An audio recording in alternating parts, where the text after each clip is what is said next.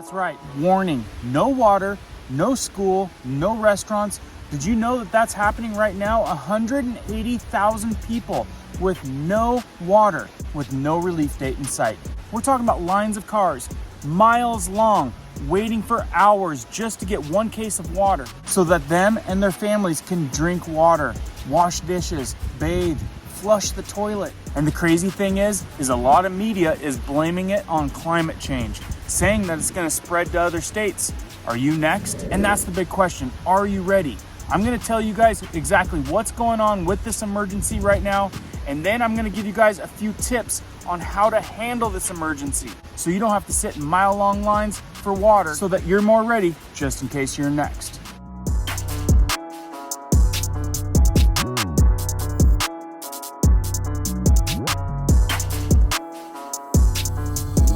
Welcome back to all the subs. If you're brand new here, like emergency preparedness, tip videos, and news updates that affect you guys, and you guys want to stay up to date, be sure to hit that notification bell. Let's jump into this one. Okay, so let me show you a couple clips, show you guys exactly what's going on right now. Up-to-date information. The President of the United States has declared a state of emergency, but really, a capital city without water. How does that happen? Then we're gonna get you guys some tips just in case you're next, because remember, you wanna be prepared for a crisis, not deal with a crisis when it's slapping you in the face. In Jackson, Mississippi, bottled water disappearing just as fast as people's patience. I've been in line maybe almost an hour. One case per car for a crisis hitting 180,000 people. No water pressure, no nothing. Now I want you guys to stop and think, what if this happened in your town? Do you have a plan for this, and how would it impact you and your family? An American capital city does not have the water to bathe children, to cook, or even flush the toilets. The water hasn't been drinkable for weeks, and now for most residents, there's almost none at all. Years-long water problems have reached crisis in Jackson, Mississippi. The governor declaring a state of emergency, the White House monitoring, the president briefed and ready to offer help.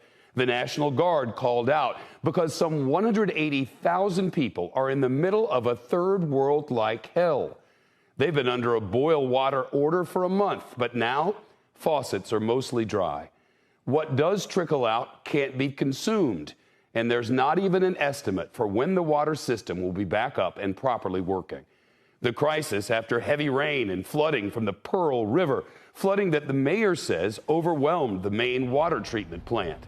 But make no mistake, this crisis is years in the making. Today we learned from the reporting of the Mississippi Free Press, a nonprofit media outlet, that the water plant has had critical staffing shortages, and according to the EPA, there's no evidence the city even tried to fill the positions. In 2015, inspectors found lead in Jackson water. And in February of last year, an ice storm left tens of thousands of Jacksonians with no water for a month in the middle of the pandemic. Now, water system failure.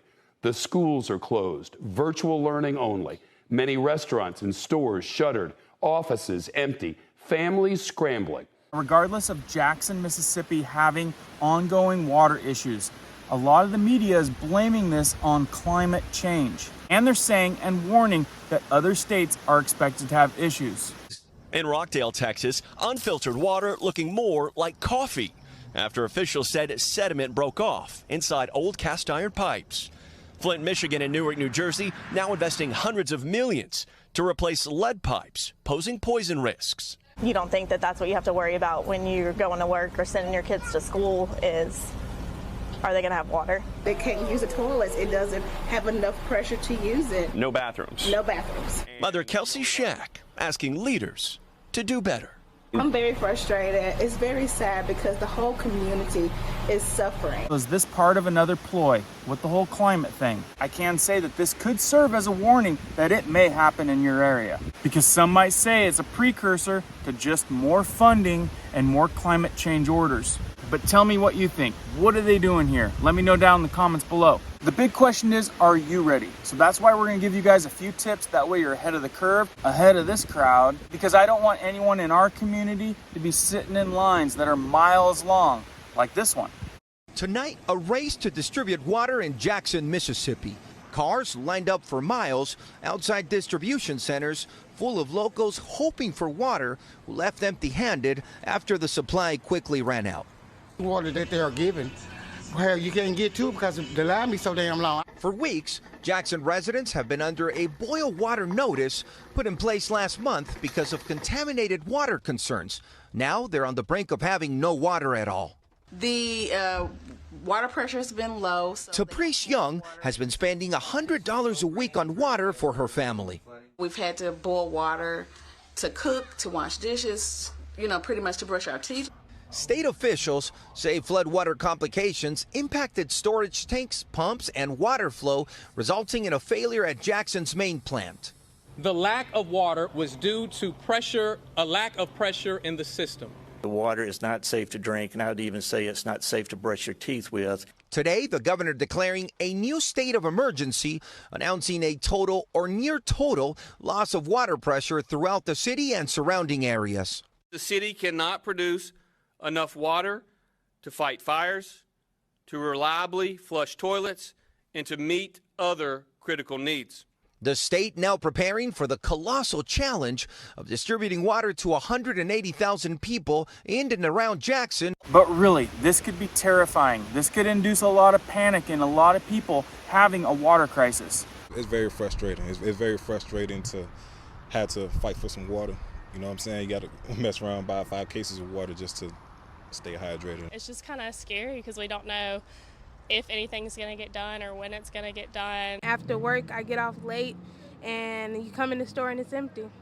Emergency preparedness, being a prepper, it has a new meaning with a lot of people these days. A while back, people would think of a prepper as like a zombie apocalypse, doomsday prepper. But now everyone has a pretty realistic outlook on prepping, pretty realistic on being smart, having some emergency preparedness and readiness. Because I think enough people are seeing the buildup of crises around us for what I think a lot of people are fearing is coming. And here's another thing. Someone might stack this up to control the food, control the people. Well, water's right in there with food.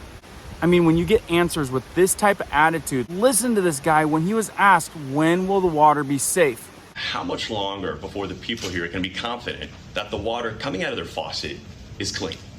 Well, they can be confident that the water that is coming out of their faucet is clean when we tell them that it is clean. Obviously, right now it is not. I mean, was that a stick it to you type of answer? Like, I don't really care. It's going to be safe when it's safe. You guys can drink when we say you can drink. I mean, really, this is getting out of control. The water there is so unsafe, they're saying you can't even brush your teeth. The water is not safe to drink, and I would even say it's not safe to brush your teeth with. So what can you do now to be more ready for a water crisis? At the very least, have a Brita. You can go to Walmart and pick up a Brita. You can go just about anywhere and pick up a Brita water pitcher. They're inexpensive and they got some decent ones. At least you know then you can go scoop some water out of a creek, take some rainwater, throw it through there, and you'll be somewhat okay. And that's the first thing. Make sure that you have a water filter, a water filtration system. It doesn't have to be the one that we use, one that's said to be the best, but if you have the money, do yourself a favor and order a Berkey water filter. Said they are fantastic, said to be great. We have a discount code down in the description for our community only, and I'll pin it at the top of the comments along with this video right here if you guys want more information on that. But having a water purifier is key. Another thing that you can do is boil water. But when boiling water, make sure you have a way to boil water, because sometimes what couples a water crisis is a power outage. So you gotta think, if you don't have power, still have a way to boil some water.